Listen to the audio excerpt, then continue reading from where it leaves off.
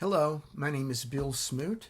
I'll be teaching a class on the Lafayette campus this fall called Little Books with Big Meanings. Joyce Oates, the great writer, once said in an interview that she thought the best way to experience a work of literature was to teach it to a group of responsive students. She was speaking, of course, from the point of view of a teacher, but I think her remark can be spread to suggest that the best way to experience a work of literature is to teach it with a group of people you're discussing it with, whether you're the student or the teacher. And so that's really kind of the premise of this course. We're going to meet for 4 weeks.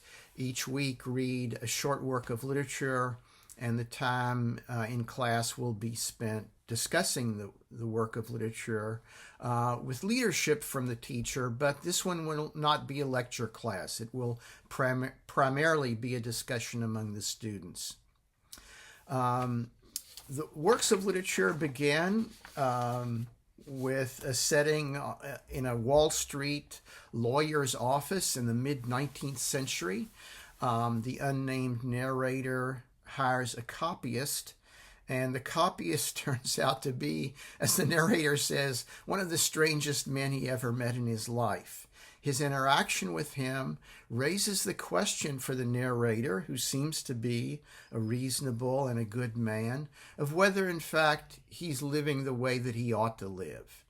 And the way that question is posed also pulls in the reader and makes us realize the same question about ourselves. Are we living in the way that we should? For the second week, we'll shift to Dublin, Ireland in the early 19th century and read James Joyce's long short story called The Dead. It begins, and most of it takes place on Christmas, with a Christmas party that's given every year, and the primary character will be consumed with his relations with other people, thinking about himself. He's called upon every year to give a little speech at this gathering, and things take a kind of unexpected turn, and then the short story ends with a really moving and beautiful kind of epiphany on the part of the main character, an epiphany in which the reader once again is sort of drawn into the question of how do we live and are we living the best life.